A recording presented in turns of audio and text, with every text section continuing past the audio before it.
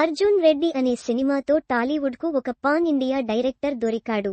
అయితే అతనిలో ఆ టాలెంట్ ఉందని ముందు గుర్తించి అవకాశం ఇచ్చాడు విజయ్ దేవరకొండ.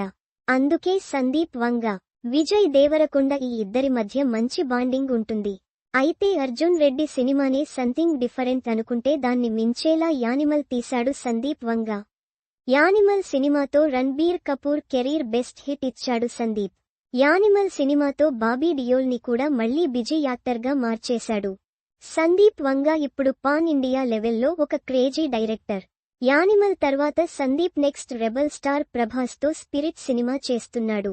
ప్రభాస్ రాజా సాబ్, ఫౌజీ సినిమాలకు కాస్త గ్యాప్ ఇస్తే స్పిరిట్ సినిమాను సెట్స్ మీదకు తీసుకెళ్లాలని చూస్తున్నాడు సందీప్ వంగ. స్పిరిట్ సినిమా తర్వాత అసలైతే అల్లు అర్జున్ తో సినిమా ఉంటుందని అనుకోగా అది మిస్ అయిందని టాక్. అల్లు అర్జున్ ప్లేస్ లో రామ్ చరణ్ వచ్చాడని తెలుస్తుంది. సో స్పిరిట్ తర్వాత చరణ్ తో సందీప్ వంగ సినిమా ఉండే అవకాశాలు కనిపిస్తున్నాయి. అయితే సందీప్ వంగతో విజయ్ దేవరకొండ మరో సినిమా ఉంటుందని అప్పట్లో అనౌన్స్మెంట్ వచ్చింది.